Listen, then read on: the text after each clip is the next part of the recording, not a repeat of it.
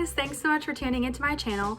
Today I'm going to be discussing the Zillow iBuyer program shutdown that has happened recently and some positive things that you may be able to get out of it as a home buyer in late 2021 and 2022. So if you're interested, keep on watching.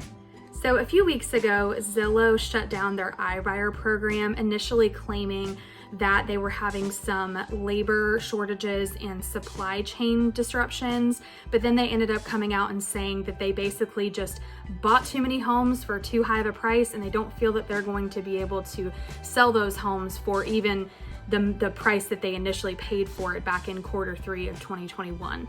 Opendoor is also a very popular iBuyer program here in the Raleigh Triangle area, and they've also found themselves in a similar or same predicament. I did an MLS search to see what the average days on market is for Opendoor listings in this area, and it's 42, y'all. 42 days. That is significantly higher than a non-iBuyer traditional resale. We're looking at about maybe 7 days for a non-iBuyer program. So there's a huge gap there. So what does this mean for you as a home buyer? The first thing I want to share with you is that Opendoor and Zillow listings are typically overpriced from the first moment that they hit the market, which if you're in the business, if you're an experienced listing agent, you know that is a huge no-no. So that is definitely one of the biggest advantages that you have as a home buyer when potentially deciding to work with a Opendoor or Zillow listing. Which brings me to point number 2, which is something that I say to buyers all the time. The longer the house sits on the market, the more buying power that we have. So over the last year, we've seen a lot of homes go for anywhere from $5 to $20K over list, sometimes $50,000 and up over list price, which is what happens when a home is priced correctly from the beginning. It probably goes live on like a Thursday or Friday, sits over the weekend, and then it's usually under contract by Monday. They wait for the due diligence check by Tuesday, Wednesday, and then it's marked as pending, which is about a week, about 7 days.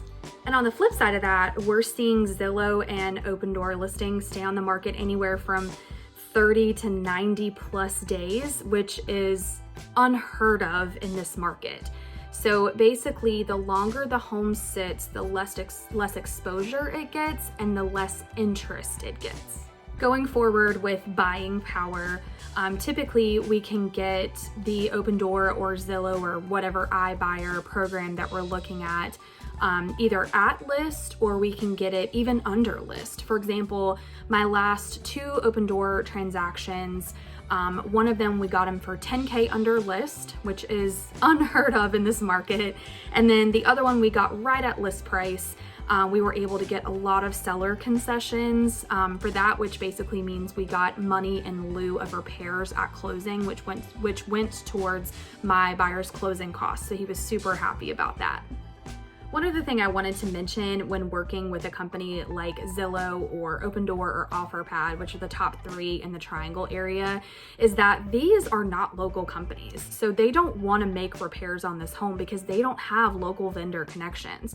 So that's why it's super important to have a local expert who does already have those connections that can go to bat for you when getting the money in lieu of repairs. In my experience, especially the past 2 Opendoor transactions that I've done, they're more than willing to throw money at the buyer essentially and pay their closing costs just so that they don't have to do any repairs. And that's why it's so important to have a gung-ho realtor who is going to go to bat for you and advocate to make sure that you're getting the most bang for your buck out of this transaction. Another great example of this is my last Opendoor transaction, where Opendoor ended up paying all of my buyer's closing costs except for $300.